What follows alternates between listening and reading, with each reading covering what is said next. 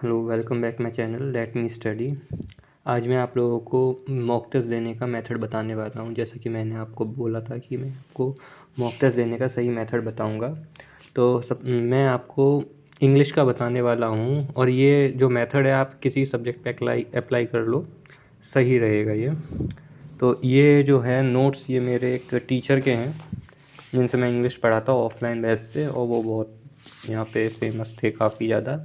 लेकिन उनका ये जो मॉक टेस्ट देने का मेथड था वो मुझे बहुत पसंद आया था। वो 1998 से पढ़ा रहे थे और काफ़ी अच्छे टीचर हैं वो। तो मैं आपको बता देता हूँ कि क्या है उनका मेथड।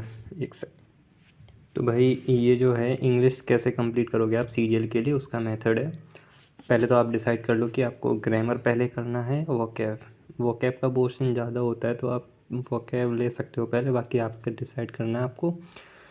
तो वोकैब में ये होता है कि पहले सिनोनिम एंटोनिम्स करिए आप, उसके बाद फ्रेजेस पे आइए, spelling, than words one word वाले, फिर क्लोज टेस्ट, पैसेज और देन ऑर्डरिंग के क्वेश्चन बहुत आते हैं और स्पेलिंग के आते थे।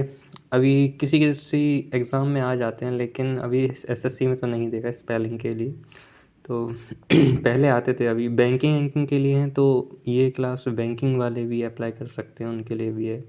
तो ग्रामर में क्या करना है, पहले करेक्शन, फिर improvement, active passive, direct indirect in blanks. इतना आप कर लीजिए, आप एग्ज़ाम बहुत ही अच्छा देने लगेंगे।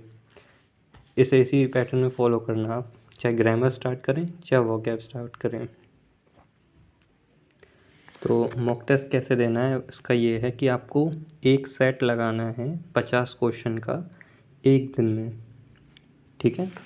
उसमें आपको कितना भी टाइम लगता हो आप दीजिए। एक सेट पर डे 50 क्वेश्चन का इंग्लिश का लगाना ही है आपको, चाहे आपका सिलेबस हुआ हो कंप्लीट चाहे नहीं, आप लगाइए।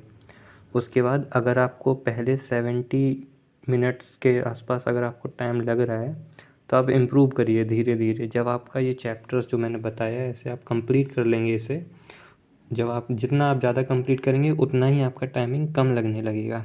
आपका मेनली टारगेट होगा 30 मिनट्स का 50 क्वेश्चन। तो आप जब 30 मिनट्स में ये पेपर करने लगें तो आप समझ लेना कि आप एलिजिबल हैं, आपका पेपर बहुत अच्छा होने वाला है। आपका ये टारगेट है, और क्योंकि मैंने ये चैनल ही इसलिए बनाया ताकि आप टारगेटेड अचीव कर पाएँ, अपने गोल अचीव कर पाएँ, इसलिए। तो यही है कि आप वन सेट पर डे लगाएं 50 क्वेश्चन का। और हाँ, सेट लगाने के बाद उसका पूरा एनालिसिस करना होता है, हर क्वेश्चन का एनालिसिस होना चाहिए। जब तक आप उस पूरे सेट का एनालिसिस नहीं कर लेते आपको अगला सेट नहीं लगाना है, चाहे आपको पूरा हफ्ता लग जाए। उस एक सेट का एनालिसिस होना चाहिए, जो 50 क्वेश्चन हैं उस पूरे सेट का एनालिसिस होना चाहिए। मेनली यही मेन पॉइंट है इस पूरे मॉक टेस्ट का। अगर आप ये नहीं कर रहे हैं तो वेस्ट ऑफ टाइम है सिर्फ।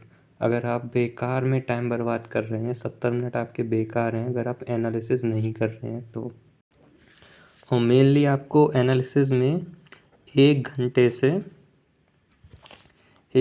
से 3 घंटे तक का टाइम लगना चाहिए। आप ज़्यादा जल्दी कर दिए इसका मतलब ये नहीं कि आप होशियार हैं, आपने स्किप किया है, आपको मेथड ही नहीं पता है एनालिसिस का। अगर 50 क्वेश्चन का इंग्लिश है तो 1 से 3 घंटे लग जाते हैं एनालिसिस में। और जो आपका जो क्वेश्चन होता है, जो क्वेश्चन पेपर में आता है मॉक में, उसमें जो पैसेज होता है ना, पैसेज में आप कितने क्वेश्चन छोड़ने में ये बताने वाला हूँ। पैसेज में आप 2 से 3 क्वेश्चन छोड़ सकते हैं। ऑर्डरिंग वाले में एक से दो, तीन नहीं, 1 से 2 क्वेश्चन ऑर्डरिंग वाले में छोड़ सकते हैं। क्योंकि ये जो टॉपिक होते हैं ना, ऑर्डरिंग है, पैसेज है, और कुछ ऐसे क्वेश्चन होते हैं जिनका कोई आइडिया ही नहीं होता है आपको, आपने कभी ना पढ़े हैं ना सॉल्व किए, 3 से 5 होते हैं। इन क्वेश्चन में टाइम वेस्ट नहीं करना है, इन्हें स्किप करना है। और कितने क्वेश्चन आपको अटैम्प्ट करने हैं, क्वेश्चन अगर आप इन सब को हटा देते हैं तो 40 क्वेश्चंस आपको अटैम्प्ट करने होंगे 50 में से। समझ गए होंगे आप, 40 क्वेश्चन 50 में से आपको अटैम्प्ट करने हैं। 5 सेट एक वीक में देने हैं। 1 सेट पर डे और वीक में 5 सेट वीक, अरे वीक में 5 सेट देने हैं और 1 सेट पर डे में देना है। प्रीवियस जो रिज़ल्ट आपका होगा ना, जैसे आपने पहला सेट दिया, प्रीवियस रिज़ल्ट का उस पर कोई असर होना नहीं चाहिए। और आपको बता देता हूँ, ये देखिए आप, मैंने पहले से लिख के रखा है, ये मैंने पहले बनाए थे कि average of last 5 test is your result. जो 5 पुराने टेस्ट आप जो दे देंगे, 5 मॉक टेस्ट, वो आपका रिज़ल्ट होगा, उनका एवरेज निकाल लीजिए, आपका वही रिज़ल्ट में आने वाला है। ये जो एवरेज वाली बात बोली है ना, ये मैंने खुद ट्राई किया और मेरा जो एवरेज आता था वही मेरा एग्ज़ाम्स में आया है मार्क्स। और रीचेकिंग और changing of option is not good. आप कई बार सोचते हैं, आपने कोई क्वेश्चन पढ़ा, आपको लगा ए है, फिर आपने दोबारा से एक बार पढ़ा, फिर आपने कहा नहीं नहीं ए नहीं बी हो सकता है। ये मत करिए। जो आपका पहली बार जो आपका वो सबकॉन्शियस माइंड कुछ होता है, भाई मेरे को तो पता नहीं, लेकिन मेनली आप जो पहली बार में सोचते हैं, जो आपको पहली बार में हिट करता है ऑप्शन, वही आपका सही आंसर होता है। यही मेरे टीचर ने यही बताया था मुझे, फर्स्ट टाइम पे जो आपको हिट करता है वही मेनली उसके सबसे ज़्यादा चांसेस होते हैं सही होने के। दूसरी बार जब आप सोचते हैं, वो आपका कन्फ्यूज़न से बना हुआ आंसर होता है। देखिए ये पैटर्न है, आपको लगाने कैसे हैं। सबसे पहले आप क्या करिए कि क्लर्क, एक सेकेंड, सबसे पहले आप एमटीएस के इंग्लिश के क्वेश्चंस का सीट इकट्ठा करिए। जितने भी एमटीएस के क्वेश्चन हैं उसका सीट इकट्ठा करें और उसके इंग्लिश के क्वेश्चन लगाएं। उसके बाद सीएचएसएल के, फिर टैक्स असिस्टेंट, एसआईपीओ, जो सीपीओ का एसआई आता है ना प्री, और एफसीआई का प्री आता है, स्टेनो का आता है, ये सब आपको लगाने हैं पहले, ठीक है। जब आप इन सब में अच्छा सा स्कोर कर लें, 30 मिनट वाला अचीव कर लें, उसके बाद आपको कंपाइलर, इन्वेस्टिगेटर, एसआई का मेंस, ये सीपीओ का प्री था और ये है मेंस का, और सबके मेंस लगाने शुरू करने हैं। उसके बाद आप सीजीएल का प्री लगाइए। और जब आप इन पर भी आप अगर 30 मिनट का अचीव कर लेंगे, तब आप इन पे आ सकते हैं जो नीचे के हैं, सेक्शन ऑफिसर का, ऑडिट और कमर्शियल वाले का जो अलग से आता है एओ वाला, वो वाले, और सीजीएल मेंस का आप लगा सकते हैं। जब आप ये पूरा अचीव कर लेंगे 30 मिनट वाला, उसके बाद आपको आना है क्लर्क के पेपर पे, सबसे एंड में, प्री और मेंस में।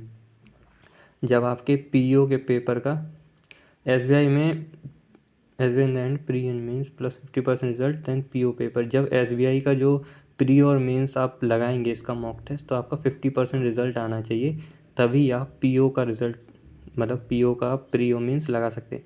आपने अगर इतना कर लिया ना, तो आपको इंग्लिश में 100% मार्क्स लाने से कोई नहीं रोक सकता है।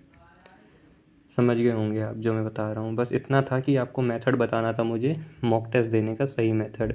मैं यही अप्लाई करता हूँ, मेरा मार्क्स बहुत अच्छा आता है इंग्लिश में। मुझे ज़्यादा कुछ करने का ज़रूरत नहीं, क्योंकि मैं एक बार कर चुका हूँ, तो इसलिए मुझे ज़्यादा नहीं करना पड़ता है।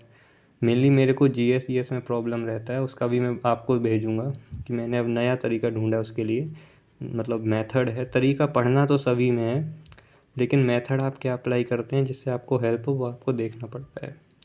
ठीक है, तो भाई अगर कुछ अच्छा लगा हो तो लाइक करना। बाकी अगर आपको किसी एक अलग सब्जेक्ट का जानना हो, तो आप मेरे को कमेंट कर सकते हो, मैं उस पर भी बना दूँगा वीडियो।